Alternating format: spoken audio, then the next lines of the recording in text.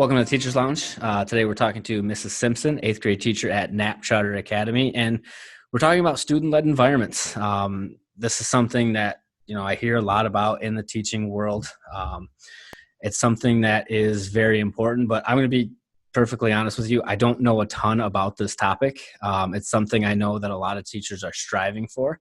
And Mrs. Simpson is something that I've wanted to have on the podcast for a while because what she does in her classroom is she really sets up this environment. And I was excited to kind of pick her brain on, what she does in her classroom, and how other teachers can kind of take from her experience to kind of build in this student-led environment. So I guess first things first, and this might be kind of a broad question to start out with, but to you, what does the student-led environment in a classroom look like? So you're right. This is a definition and a topic that is tossed around a lot. I feel like it's the same, like 5 or 8 years ago, differentiation was another big one, and everyone went gung-ho on it. And I think people drive themselves crazy trying to figure out what both of them are. And really, a student-led classroom is just exactly what it is. It's student-led. And every year that student-led classroom changes based on the type of children that you have, whether it's their skills, their personalities, or just how they work together as a group, if they're friends or not. And really what you're striving for in a student-led classroom is for students to have a self-advocacy where they can learn how to be motivated to learn the information, but also how to learn the information. And it's setting up a room and assignments where they're able to do that. So there's a lot to unpack there. I think your definition was spot on. The first thing that kind of stuck out in my mind in your answer is this: it's not a one-size-fit-all approach. There's not a template to creating the student-led environment. When you mention that, each class might look different or each year might look different, how do you create that? What does that mean? I mean, the first thing you have to do is each year with a new set of students, you have to establish yourself as a teacher in a classroom. So what I mean by that is there has to be a sense of trust and communication between the teacher and the students. And sometimes that can take a short amount of time, and sometimes that can take a long amount of time. I can tell you that this year it has been a lot easier to achieve because so many students know me from last year or know of me. So there is an understanding as to what kind of teacher I am and who I am. But it is creating this open dialogue with the kids about what they want their classroom to look like. How is it going to feel?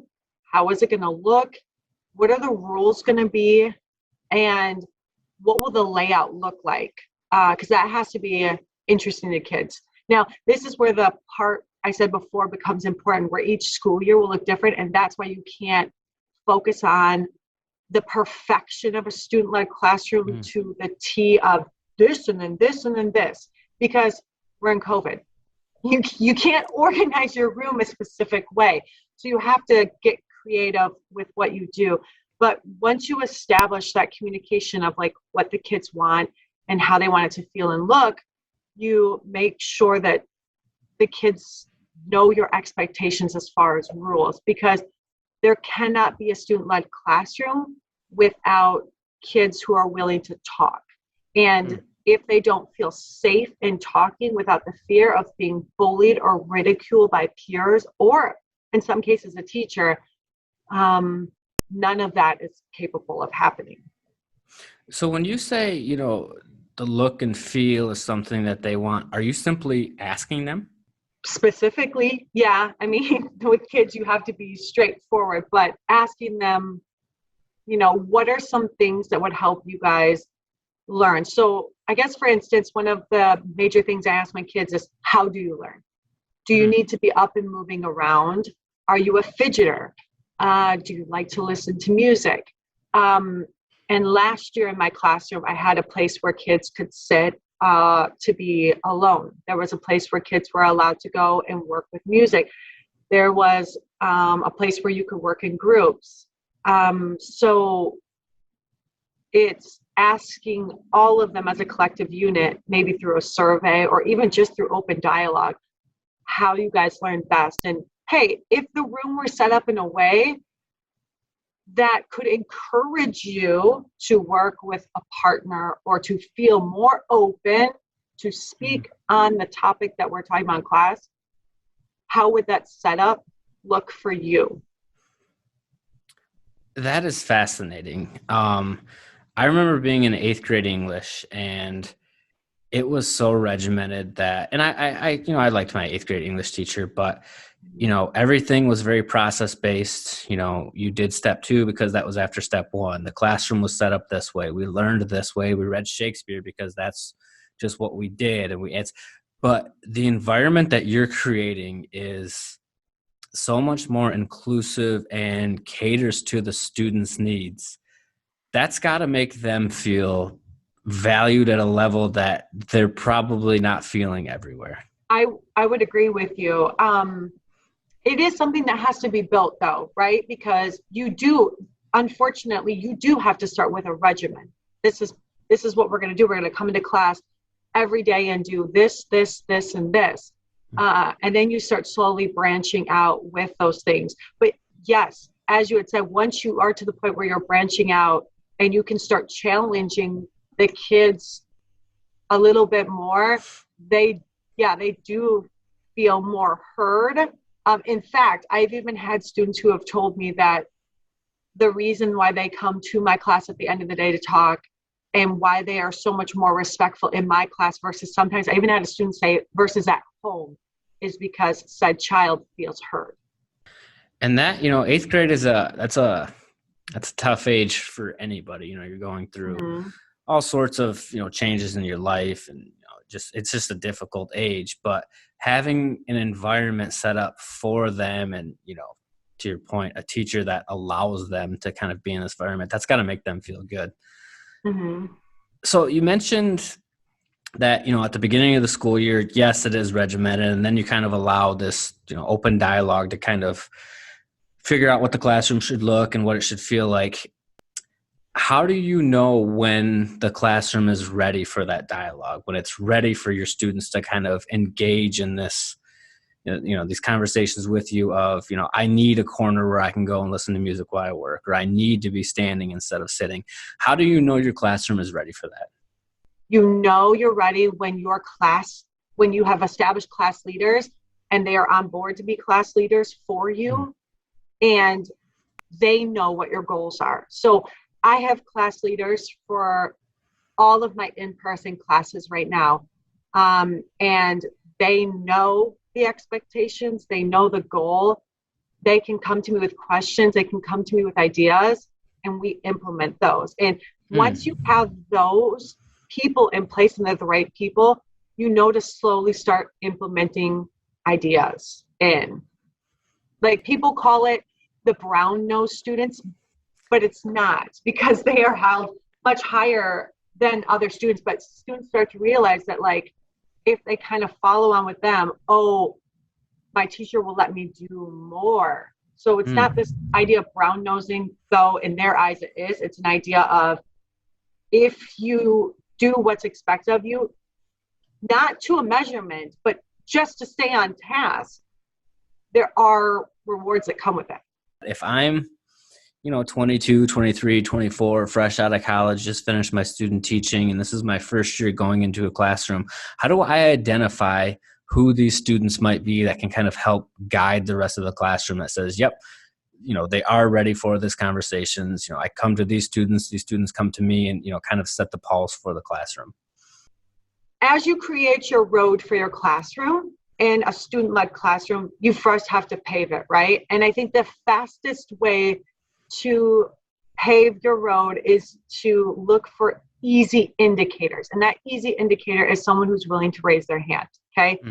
Now, it has to go further than that, though. you start to thank them for participating. You start to reward their participation, even if it's wrong, by saying, that was a really good idea.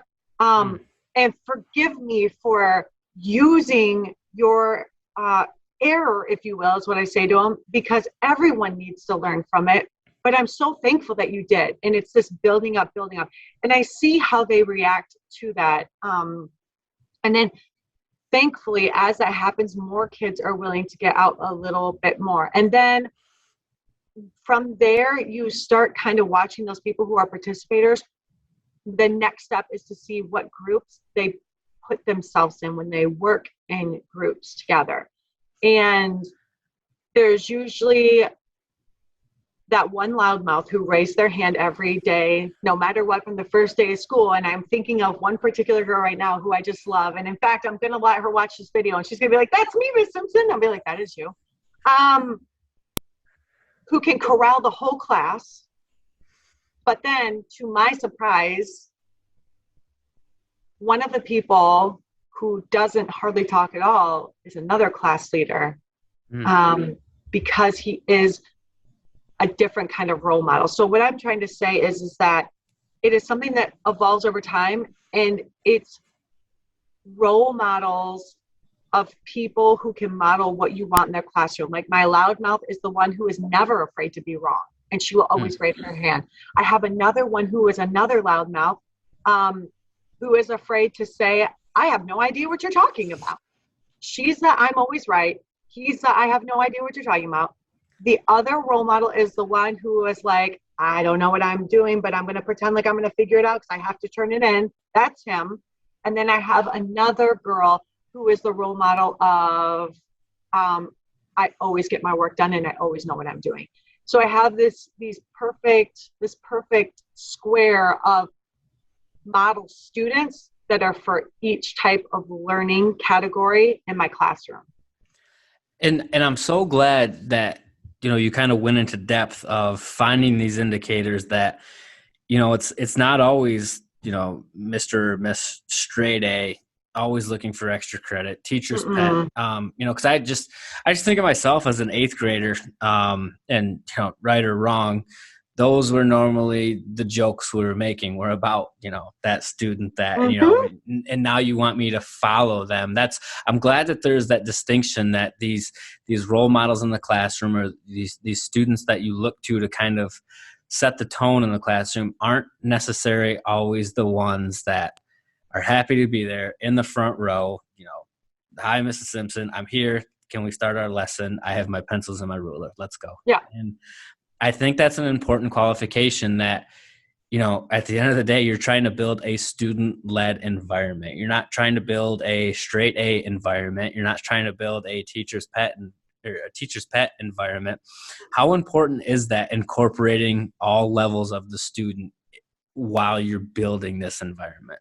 It's extremely important that you,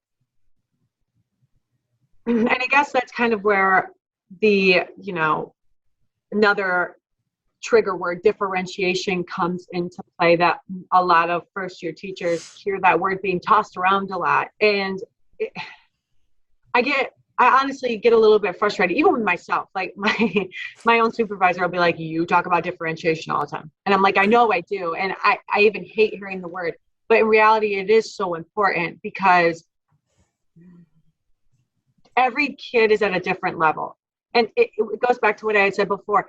If a child feels so overwhelmed with material or with the goal, because every kid, every person in this world wants to impress someone, right? So if a kid feels like they are not going to be able to meet a goal or to get somewhere to impress, what are they going to do? Any person would do the same thing. They're going to shut down. They're going to stop right away. So if you can't give them some sort of carrot to at least reach toward to get, they're not going to do it. So I think that that's the part that is so overwhelming for teachers when doing this. And I'll be truthful, even for myself, it's very daunting.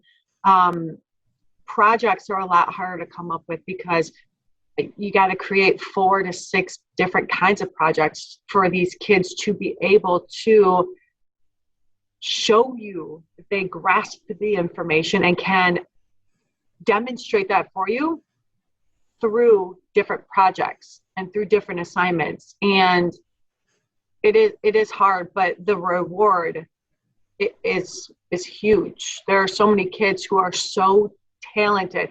And this year, more than any year before, I have gotten kids feedback on topics and group discussion that I am blown away with. And I love that because I've had to say more times this year to kids, wow, I did not even think about that. Like, that is a great point. Or I should have put that up on the board, you guys. Like, I didn't even think of that. Like, I'm sorry. And it creates such a bigger relationship in the classroom where my students say sorry to me all the time. I'm sorry, Miss Simpson. I didn't want to come to class today. I'm sorry, Miss Simpson. I just wasn't paying attention to the time. Like, they're just so forward with me. And when a child feels like it's okay to not understand something right away, or it's okay to not get an A on something, they work harder for it because they know it's okay to make mistakes. And that's why it's so important to also understand every single one of your students on an individual basis, where you do student-led conferencing with them and understand their goals. It is not fair to expect all of your students to say, I'm going to give the whole class a reward if we get to this percentile. EL students, special education students, kids who just don't care, and they're like, 2.5 is good enough for me, right? Like, what is the motivation in that? It takes more work, but you have to step back and say, what if you guys just all did a half percentage better than what you did before? Obtainable goals. Know your audience. I just feel like, you hear that word all the time, right? You hear it in social media. You hear it on TV. You hear it in debates. Know your audience. Well, how are you going to get them to do stuff? How, and I just think about this from, a newer teacher's perspective. How difficult is it to give up some of that control and turn over some of this responsibility to your students for the first time? You think that you gain more when you are controlling, but you're not. In fact, you're losing more. You are working hard. You're not working smart. I think what's really interesting about this concept of student-led environment is, when you hear about it, just right off the cuff, you just think the students are making all the decisions. I want this, this is how I want to be taught. But this concept of student-led environment, just how much is required of you to provide this environment? That's one that I think a piece to this that kind of gets lost in the name of student-led.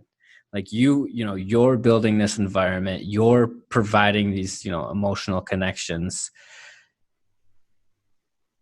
Can this student-led environment happen without you taking, kind of taking this role of setting up this environment?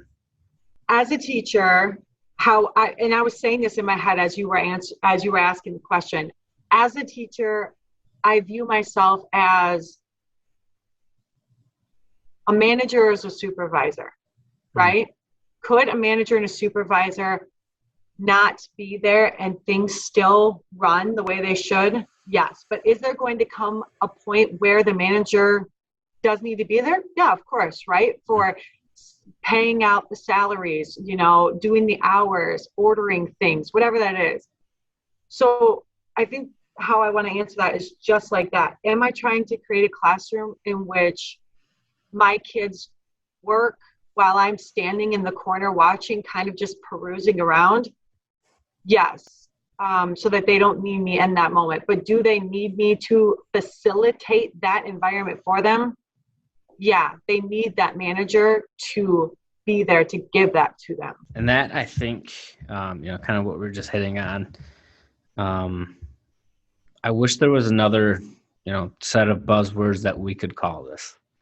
Not necessarily, it's providing this environment. It's empowering your students. But, like I said, this word student-led just makes it seem like you're just allowing them to kind of take charge and things like that. Yeah. Is there a way to, this is an obviously loaded question, but is there a way to kind of measure the impact that this environment has on a particular student or groups of students? There's a lot of ways. I'll tell you the ways that I measure it. First one I look at is analyzing how their writing is moving on. Two, are they consistently participating or working in the class when they should be? And then it goes into those assessment type things, right? Are their interims going up? Are their quiz scores getting better? Are they critically thinking, and all of those more? And I think that that's the real way to analyze it. And that is how I analyze it, at least. And in the way that I have been doing it, every single interim or state test, I have had kids move up half a percentage, so like 1.5 to a 2.0, or they're in passing proficiency now. I didn't have anyone drop, and I had, out of 60 students, I only had 4 stay the same.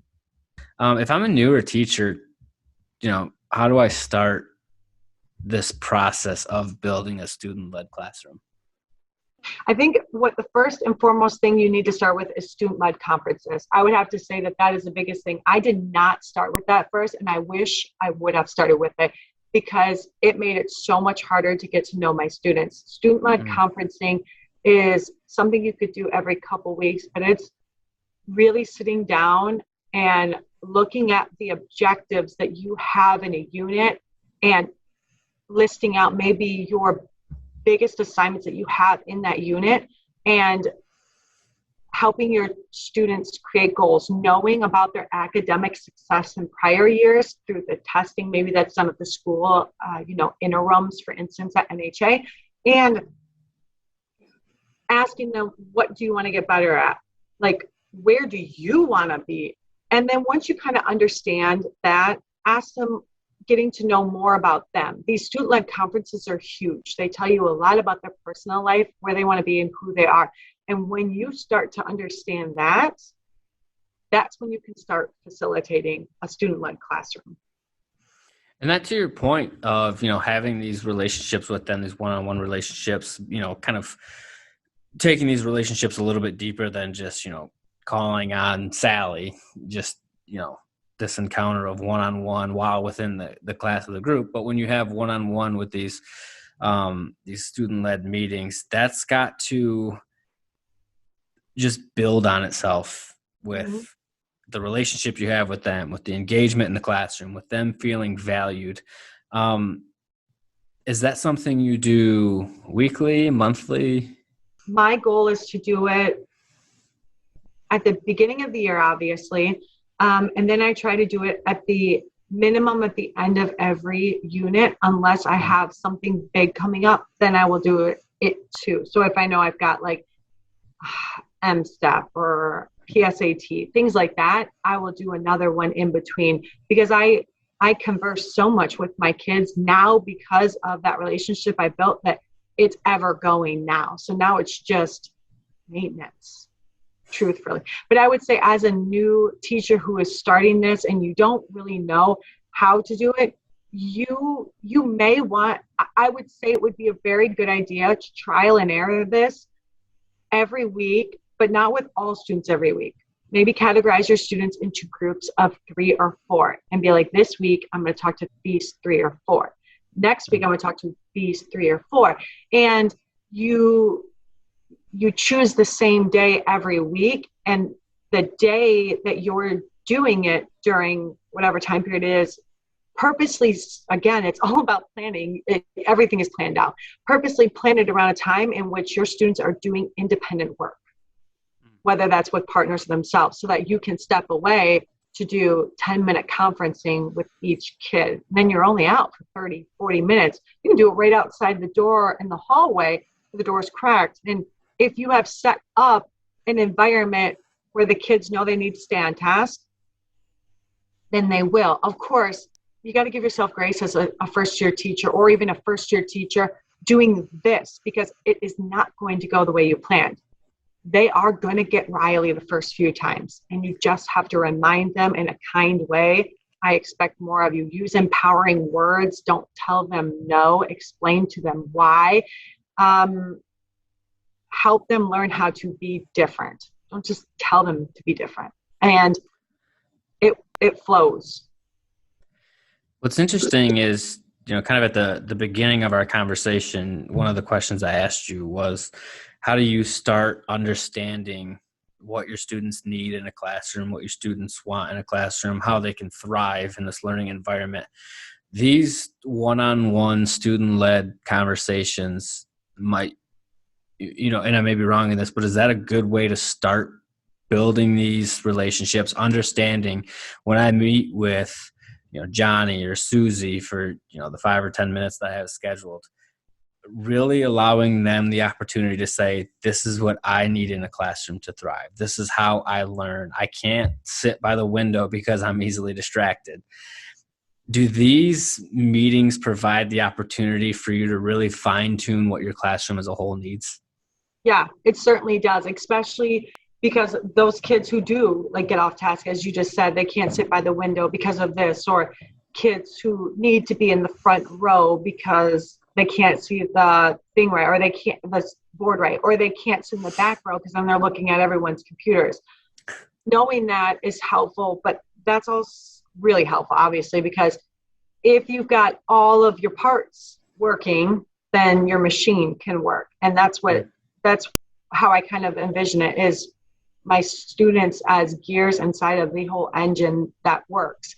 But it's good too, because I feel like when you have those one-on-one conversations with the kids at the beginning of the year, and they do tell you a lot more in confidence when they are sitting there.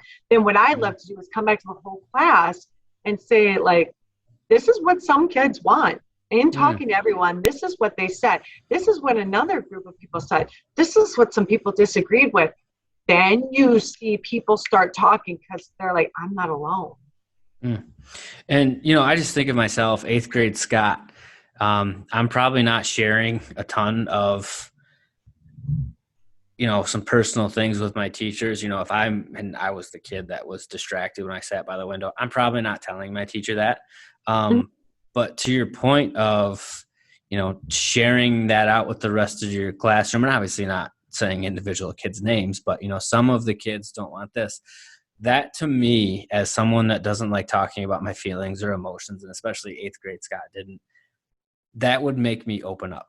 That I knew that, my teacher's having these conversations with other kids and they're voicing the same opinions. And, I think that's an important first step to the student-led environment, that, it's easy to say we're providing an environment to allow our students to open up. That's great to say, but there's a lot of 8th grade Scots out there that just don't want to share stuff with their teacher. And I think I really like this idea of meeting one-on-one with students and then speaking in general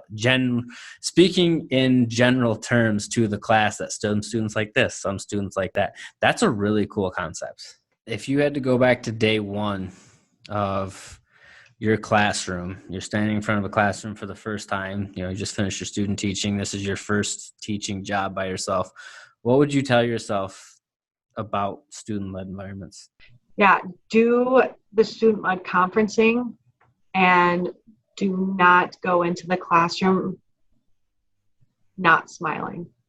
It's funny you mentioned smiling. We did a podcast a couple months ago on creating relationships in the classroom, and one of the teachers that we were interviewing about it, and is actually part of the podcast, where she said when she was in student teaching, one of the teachers at the school she was student teaching at said, "Don't smile until Christmas." And that to me was,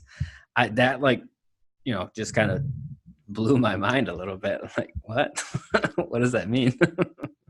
To me, that speaks fear, right? We're teaching our kids to fear us. It speaks controlling. Mm. They see it as, you know, a block in front of us. These kids might not want us to know everything about them, but they want to know everything about us. Mm. They are skeptical. And why not let them see who you are? Thank you, Ms. Simpson. This is something that I think, student-led environments is something that a lot of teachers want to have, but I think sometimes don't fully understand what that means or even how to start. So, thank you for kind of taking us into your classroom and showing, how this environment works in your classroom, and maybe just as importantly, how to kind of start building this out. So, thank you.